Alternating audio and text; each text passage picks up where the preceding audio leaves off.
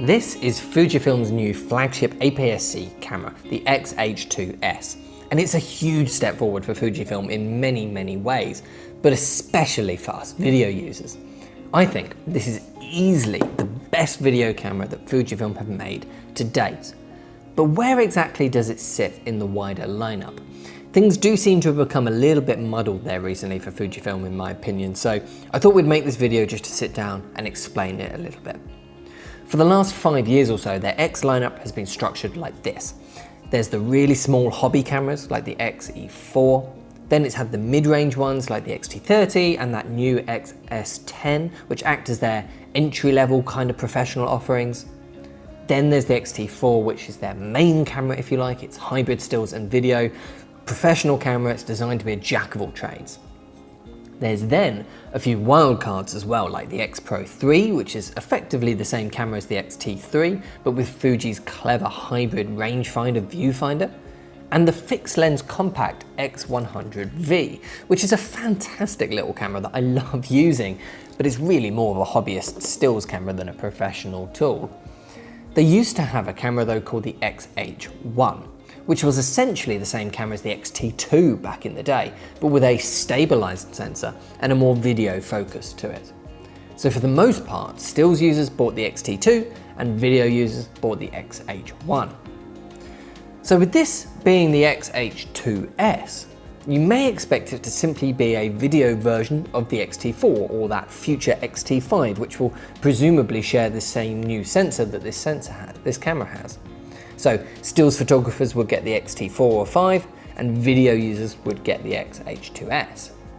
But it's really not that clear cut anymore. The new X-H2s is undeniably a more powerful video camera than the X-T4, and it has the stacked sensor and faster autofocus performance, which is excellent for stills work. But it does share a lot in common with the X-T4. They have the same megapixel cam, they have the stabilized sensors, a flip-out screen, 4K 60p, excellent image quality.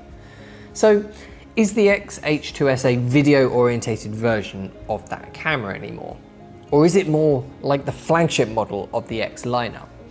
At the moment, it's hard to really tell. We do need to wait and see what Fujifilm's actual plans are, because there's the X-T5, which will be arriving at some point, I'm sure, and in the launch stream as well, Fujifilm also mentioned a high megapixel version of this sensor too, which is very interesting.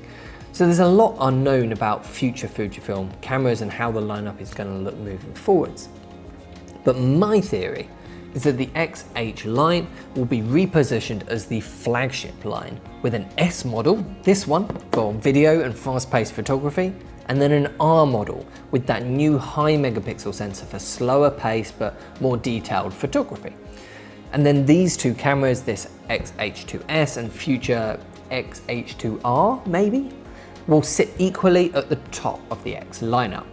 It's just a theory, but that would make a lot of sense to me.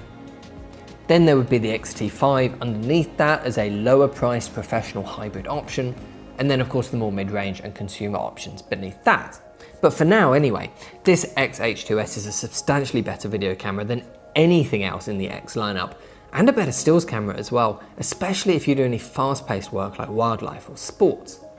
But it's also the highest priced by quite some way. At the moment it's nearly £1,000 more than the X-T4, so you do need to keep that in mind. For video though, it is absolutely worth it to get ProRes formats, the low rolling shutter, 6.2K open gate recording, raw outputs, improved autofocus. The X-T4 is definitely a capable video camera too, but the X-H2s is a significantly better option.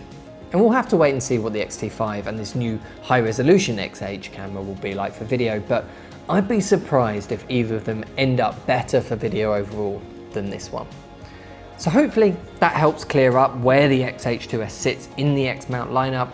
As of right now anyway, we'll have to see what the future brings.